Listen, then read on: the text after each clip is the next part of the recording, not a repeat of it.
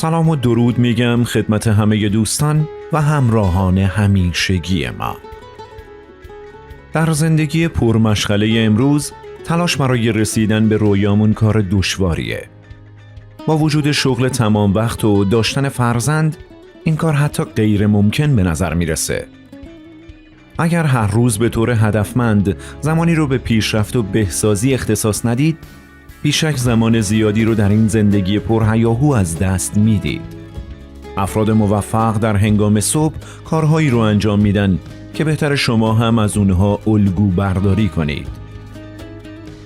در این برنامه با ما همراه باشید تا 7 کاری که افراد موفق قبل از ساعت 8 صبح انجام میدن رو با هم بررسی کنیم. دست کم 7 ساعت خواب خوب داشته باشید. خواب به اندازه خوردن و نوشیدن مهمه.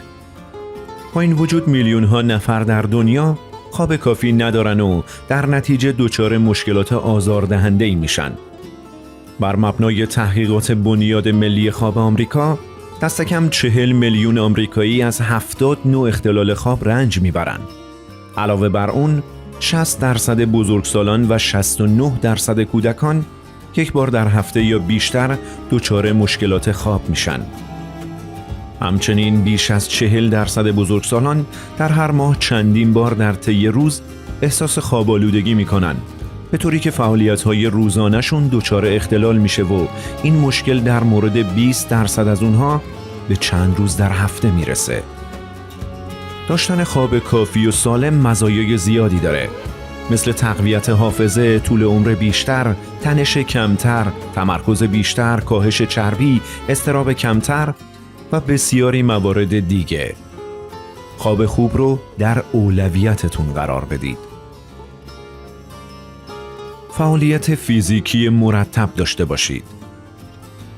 اگر میخواهید سالم، شاد و توانا باشید، خودتون رو به ورزش کردن عادت بدید. افراد بسیاری برای ورزش کردن به باشگاه میرن. انجام حرکات ورزشی در خانه و در آغاز روز وضوح ذهنی و انگیزه رو به زندگی شما پمپاژ میکنه. به هر شکل که دوست دارید و با استفاده از هر روشی که ترجیح میدید خودتون رو به حرکت در بیارید.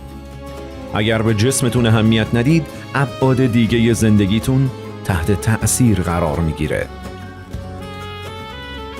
30 گرم پروتئین مصرف کنید. غذاهای پروتئین دار شما رو برای مدت بیشتری سیر نگه می‌دارن، چون هضم اونها زمان بیشتری لازم داره. پروتئین همچنین میزان قند خون رو متعادل نگه می‌داره که از بروز دلضعف هنگام گرسنگی جلوگیری می‌کنه. پروتئین میل شما رو به کربوهیدرات‌های سفید کاهش میده. این نوع کربوهیدرات‌ها چاق کننده هستند. نان توست، دونات و انواع نان‌های شیرینی از این دسته غذاها هستند. متخصصان تغذیه توصیه می‌کنند دست کم 40% کالری دریافتی در صبحانه رو با پروتئین‌ها تامین کنید. میتونید با 2 یا 3 تخم مرغ کامل این کار رو انجام بدید. هر تخم مرغ حدود 6 گرم پروتئین داره. دوش آب سرد بگیرید. آنتونی رابینز هر صبح روزش رو با شیرجه در آب 14 درجه سانتیگراد شروع میکنه. چرا اون چنین کاری میکنه؟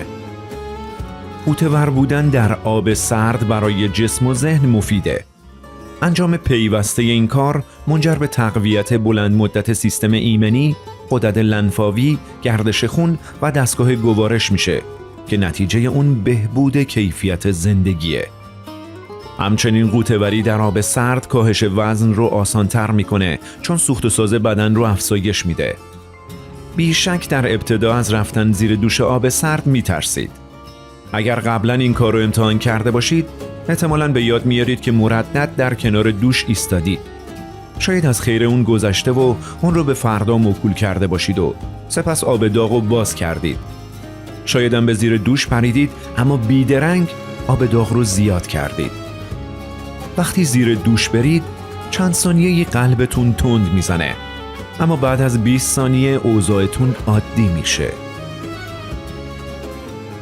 محتوای روحی بخش بخونید یا گوش بدید. آدمای معمولی به دنبال سرگرمی و افراد موفق به دنبال آموزش و یادگیری هستن.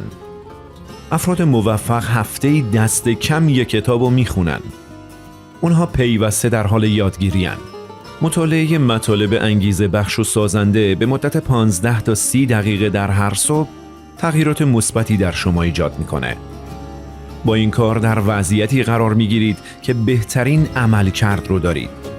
به این ترتیب پس از مدتی شما صدها کتاب خوندید، در زمینه‌های مختلف اطلاعات کسب کردید، دنیا رو متفاوت میبینید و قادرید بین موضوعات گوناگون ارتباط برقرار کنید. چشمانداز زندگیتون رو مرور کنید. باید اهدافتون رو کوتاه مدت یا بلند مدت بنویسید. صرف چند دقیقه برای مرور این چشمانداز شما را در مسیر درست قرار میده. با مرور هر روزه اهداف بلند مدتتون همیشه به اونها فکر میکنید. اگر هر روز به اونها فکر کنید و روزتون رو در جهت رسیدن به اونها سپری کنید، اهدافتون محقق میشن. دستیابی به اهداف یک علمه. پیچیدگی یا ابهامی در این باره وجود نداره. فارغ از اینکه اهدافتون چقدر بزرگ هستن، با پیروی از یک الگوی ساده به اونها میرسید. نکته مهم نوشتن و مرور هر روزه اونهاست. برای دست کم یکی از اهداف بلند مدتتون گامی بردارید. اراده مثل ماهیچه‌ایه که با ورزش کردن خسته میشه. توانایی ما برای گرفتن تصمیمات قاطع در طول زمان کاهش پیدا میکنه. هرچی تعداد تصمیماتی که میگیرید بیشتر باشه، کیفیت و قاطعیت شما کمتر میشه، چون ارادتون سست میشه. بنابراین باید کارهای مهم و اساسی رو زودتر انجام بدید.